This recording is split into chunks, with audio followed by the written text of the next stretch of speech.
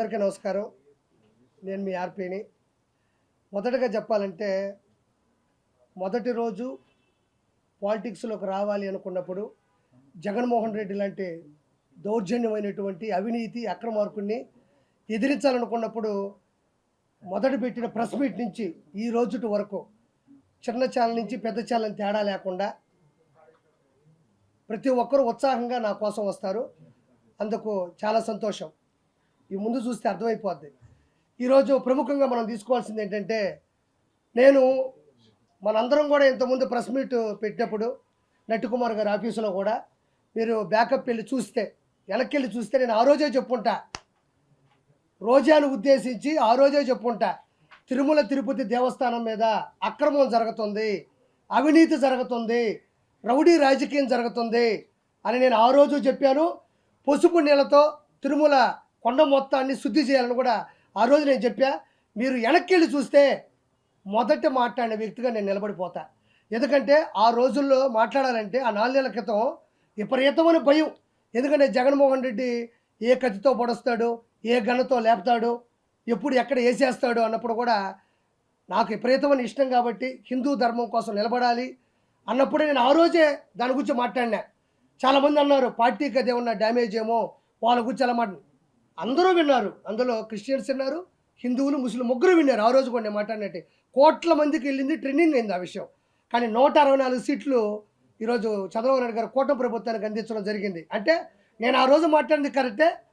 అంటే ఎప్పుడైతే ముందు ఆయన పదవిలో ఉన్నప్పుడు మాట్లాడిన మాటలు అవి మాట్లాడిన తర్వాత కూడా పదవి అప్పగిచ్చారంటే నేను మాట్లాడింది కరెక్ట్ అని ఆ రోజు కూడా చెప్పాను. పైన విపరీతమైనటువంటి పరిస్థితులు ఉన్నాయి అని చెప్పా.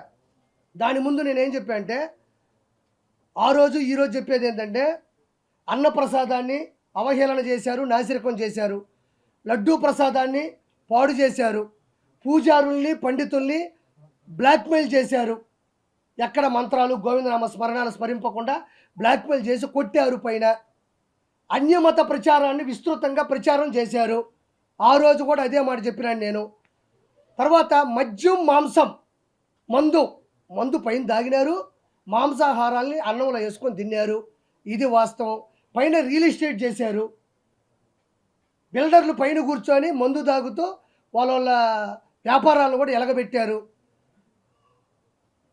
తర్వాత సామాన్యమైనటువంటి దర్శనానికి మెట్ల మీద నడుచుకెళ్ళే దర్శనాలకి ప్రాధాన్యత పూర్తిగా తగ్గించేశారు. అంటే మెట్ల మీద నడుచుకుంటూ వెళ్తూ ఉంటే ఫ్రీ టోకెన్ ఇచ్చేవాళ్ళు, పైకి వెళ్తే విఐపి దర్శనంలో ఉండేది. అది ₹1 ఖర్చు పెట్టకుండా ఎవరైతే నడుస్తారో వాళ్ళకి ప్రత్యేకమైనటువంటి పరిస్థితులు అక్కడ కల్పిస్తుంటే వాళ్ళని చాలా చీప్గా చూసి వాళ్ళకి ఆ కంకణం కట్టకుండా పైకి వెళ్తే సర్వదర్శనంలో అలానే క్యూలో నిలబెట్టి, కంపార్ట్మెంట్లో నిలబెట్టి, తిరుమల కొండ మీద జైలును ప్రవేశపెట్టిన ఏకైక వ్యక్తి దొంగ దౌర్భాగ్యుడు జగన్మోహన్ రెడ్డి. కంపార్ట్మెంట్లో పోతే, లోపల పోతే దద్దోజనంలే, పులిహోరలే, చక్కటి మజ్జిగలే, పాలులే, సాంబార్ రైసులే, ఎక్కడ కింద నుంచి పైకి నడుచుకుంటూ వెళ్ళే పేదవాళ్ళు కావచ్చు, దేవుణ్ణి విపరీతంగా ఇష్టపడి కోట్లు ఉండేవాళ్ళు కూడా కావచ్చు, వాళ్ళు ఏంటంటే డబ్బులు పెట్టి పెద్ద దర్శనాలు మనకొద్దు, దేవుణ్ణి మనం క్యూ లైన్లోనే వెళ్ళి చూస్తేనే అదొక గౌరవం అని చెప్పి వెళ్ళే వాళ్ళకి కూడా లోపలికి సర్వదర్శనంకి వెళ్ళే మన క్యూ లైన్లోకి వెళ్తే చాలు ఒక 20,000 మందిని ఆ పక్క ఈ పక్క తాళాలు వేసేసి ఫ్యాన్లు మొత్తం ఆపేసి అక్కడ అద్భుతంగా ఇచ్చే సాంబార్ రైస్ ప్రపంచంలో ఎక్కడ దొరకదు ఆ టేస్ట్. సాంబార్ రైసు, దద్దోజనం, పులిహోర, చక్కటి మజ్జిగ, చక్కటి పాలు ఇచ్చేటువంటి పూర్తిగా ఆపేసి ఫ్యాన్లు ఆపేసి జైల్లో పెట్టినటువంటి పరిస్థితి. అక్కడి నుంచి కంపార్ట్మెంట్లోకి వెళ్ళినా కూడా ఇంతకుముందు 54 ఇంచెస్ నుంచి 100 పైన ఇంచెస్ టీవీలు పెట్టేవాళ్ళు, గోవిందనామ స్మరణాలు, వెంకటేశ్వర స్వామి మహిత్యం, అన్నమయ్య సినిమాలు వేసేవాళ్ళు. ఇప్పుడు పోయి మీరు చూడండి, మీరు వెళ్ళి చూడండి, అది ఇప్పుడు మారుంటుంది. వచ్చి కూడా 3 నెలలే కాబట్టి ఇంకా మార్పులు వస్తాయి. పైకి వెళ్తే ఆ లోపలికి వెళ్తే ఒక్క టీవీ కూడా ఉండదు. తిరుమల తిరుపతి దేవస్థానంలో ఇన్ని కోట్లు హుండీలో వస్తుంటే, ఇన్ని కోట్ల రూపాయలు, ఇన్ని కోట్ల మంది డబ్బులు హుందాగా హుండీలో వేస్తుంటే, కానుకలుగా ఇస్తుంటే టీవీలు ఎందుకు అక్కడ లేవు? కింద నుంచి నడిచే సామాన్య భక్తులకి మజ్జిగ నుంచి నీళ్ల కానించి నేను చెప్పిన అన్నప్రసాదాలు ఎందుకు లేవు? లడ్డూలో జంతు కొవ్వు కలిపారా లేదా అన్నది శాంపుల్స్ ఇస్తే ల్యాబ్ టెస్ట్లో బయటపడింది. దీన్ని ఎందుకు ఇప్పుడు బలంగా నమ్ముతున్నారంటే ల్యాబ్ టెస్టుల్ని ఒకటి నమ్మాలా, ఆంధ్రప్రదేశో తెలంగాణలో ల్యాబ్ టెస్టులు అంటే ఏదో రాజకీయం జరిగింది అనుకోవచ్చు. మన రాష్ట్రం కాదు ఇది. గుజరాత్లో ఉండే ఫుడ్కు సంబంధించినటువంటి ఒక యూనివర్సిటీకి సంబంధించినటువంటి ఒక అతిపెద్ద ల్యాబ్లో, మన ఇండియాలోనే బెస్ట్ ల్యాబ్లో ఈ లడ్డూని తీసుకెళ్ళి, అంటే ఇప్పుడు కూడా కొనసాగుతున్నాయి కదా. చంద్రబాబు నాయుడు గారికి 30 రోజుల్లో ఎంత ఉంది, పింఛన్ల సమస్య ఉంది, ఇంకోటి ఉంది, లక్షల కోట్ల లాస్ ఉంది మొత్తం ఖజానా. కాబట్టి ఒక్కొక్కటి ప్రక్షాళన చేసుకుంటూ రావాలి తప్ప తిరుమల కొండ అనేది సపరేట్ ఒక ప్రపంచం. దాన్ని ఒక్కసారిగా ప్రక్షాళన చేయడం కష్టం. అలాంటి విధానాల్లో రీసెంట్గా జూలై 17 తారీఖు ఆ దరిదాపుల్లో అసలు లడ్డు ఎందుకు ఇలా పేవలంగా ఉంది, లడ్డు ఎందుకు ఇంత విడిపోతుంది, లడ్డు ఎందుకు బ్లాస్ట్ అయిపోయింది, లడ్డు అట్టు పెడితే పేలిపోయేది. మనం చెప్తాం కదా మైనింగుల్లో రాళ్ళల్లో ఏదో పెడితే పేలిపోతుంది చూసారా, అట్లా పేలిపోయేది. ఎందుకంటే అది డౌట్ వచ్చి చూస్తే ఆ టెండర్లో ఉండేటువంటి ఏ వ్యక్తులు అయితే ఉన్నారో ఒక 5 మందిలో ఎక్కడి నుంచి ఏది ప్రాబ్లం వస్తుందని చూస్తే చిన్న ఆచూకీ దొరికింది, నెయ్యి ఘీ. ఇది కర్ణాటక ప్రభుత్వం నుంచి వస్తుందని చెప్పి చెక్ చేస్తే అది దాన్ని ఎవరికీ చెప్పకుండా గుజరాత్ పంపిస్తే వారం 10 రోజుల్లో టెస్ట్ వస్తే దారుణమైన పరిస్థితి ఏంటంటే మనం బాధపడాల్సిన సందర్భం. ఇక్కడ అన్ని రకాల మతస్థులు ఉండొచ్చు, ఎవరిని బాధ పెట్టాలి భయపెట్టాలని కాదు. మన మతాల్ని మనం ప్రేమించాలి, ఎదుటి మతాల్ని మనం గౌరవించాలి. చూడండి ఇక్కడ ఏముందంటే సోయాబీను అంటే మనం చనిపోయిన తర్వాత పోస్ట్ మార్టం చేస్తే ఏమొస్తుంది, ఎన్ని కత్తిపోట్లు, విషం ఎప్పుడు వేశారు, మనిషి నిద్రపోతుంటే చంపాడా, ఊపిరాడక చంపారా, పిల్లో పెట్టి చంపారా అనేది ఎట్టొస్తుంది. మనిషి చనిపోయిన తర్వాత post mortem report government hospital ఎట్టిస్తారో ఇది తిరుమలకు సంబంధించినటువంటి పోస్ట్ మార్టం రిపోర్ట్. ఒకసారి విందాం. ఇందులో ఏముందంటే ఫారిన్ ఫ్యాట్ చూద్దాం ఒకసారి. చూడండి, సోయాబీన్, సన్ఫ్లవర్, ఆలివ్, తర్వాత వచ్చి కింద కాటన్ సీడ్, ఫిష్ ఆయిల్, చేపలకు సంబంధించినటువంటి కొవ్వు పదార్థంలో ఉండేటువంటి ఆయిల్ వాడారు. దాని తర్వాత coconut and palm kernel fat and palm oil and beef tallow and lard. ఇది చాలామంది పెట్టారు, నేనే కొంచెం ఆలస్యంగా పెట్టాలా. ఇదేదో అందరూ పెట్టేశారయ్యా నేను పెట్టి అనబాకండి. మంచిని 10 సార్లు చెప్తే ఏముందే, ఇదిగో దీంట్లో ఉంటుంది. ఇది పద్ధతి. ఇది గుజరాత్లో ఉండేటువంటి ఒక ఫుడ్ టెస్టింగ్ ల్యాబ్ ఇచ్చినటువంటి పూర్తి నివేదిక ఇది. ఇప్పుడు మనం అంటే ఏదో అధికారం కోసమో హోదా కోసమో చేస్తా అనుకోవచ్చు, గుజరాత్కి ఏం అవసరమా? మనం ఏదైతే పంపించామో అదే చేశారు. కాబట్టి ఇలాంటి దౌర్భాగ్యమైనటువంటి పరిస్థితులు ఆ రోజు తీసుకురావడం జరిగింది. తర్వాత ఈ లడ్డూలో 350 రూపాయలు, 370 రూపాయలకి, 350 రూపాయలకి, 370 రూపాయలకి నెయ్యి ఆడరాదు. నెయ్యి కల్తీ చేసి వచ్చినా కూడా రాదు నాకు తెలిసి. అంటే ఇది ఓన్లీ కేవలం నేను మొన్న నెల్లూరు నుంచి తెప్పించుకున్నా, వేదాయపాలెం నుంచి 850 రూపాయలు కేజీ. 850 రూపాయలు ఒరిజినల్ నెయ్యి నేను వేదాయపాలెం నుంచి తెప్పించుకుంటే నందిని నెయ్యి కర్ణాటక నుంచి వచ్చేటప్పుడు వాళ్ళు అతి తక్కువ ధరకి 550 రూపాయలు, 600 ఆ దరిదాపుల్లో వాళ్ళు ఇచ్చేవాళ్ళు. ఎందుకంటే మాకు ఆదాయం వద్దు సార్, ఒరిజినల్ రేటుకి మేము ఇచ్చేస్తాం, ఆ వెంకన్న సన్నిధిలో మాకు మంచి జరిగితే చాలు, మేము ఎప్పుడన్నా అక్కడికి వచ్చి ఆయనకి మా బాధలు మేము చెప్పుకుంటామని చెప్పారు. అంటే ఇది ఎందుకు చేశాడంటే 7 కొండల మీద యేసునాథుని పెట్టాలన్నది ఈయన ఆలోచన.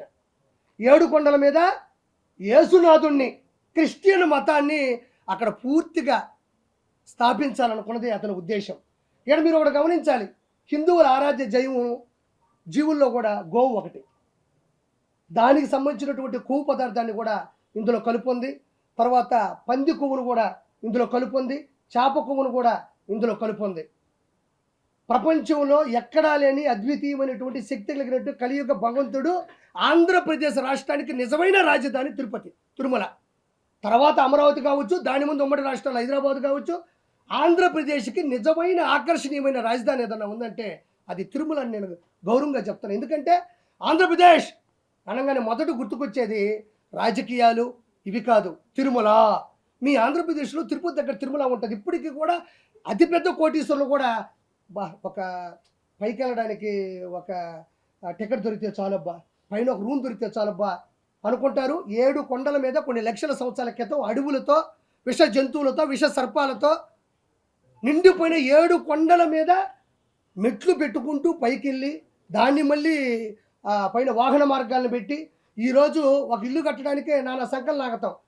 అలాంటిది 7 కొండల మీద వెలిసినటువంటి వెంకటేశ్వర స్వామికి ఇంత ప్రత్యేకత ఆకర్షణ ఎందుకుందంటే 7 కొండల మీద, ఒక కొండ 2 కొండలు కాదు, విపరీతమైనటువంటి ఎత్తు, విపరీతమైనటువంటి శేషాచల అడవులు, విపరీతమైనటువంటి విష జంతువులు వాటి మధ్యన కూడా పైన నిలబడి అక్కడ స్వామి నిలబడ్డాడు కాబట్టి దీనికి ప్రత్యేకమైన గౌరవం ఈ ప్రపంచంలో దక్కింది.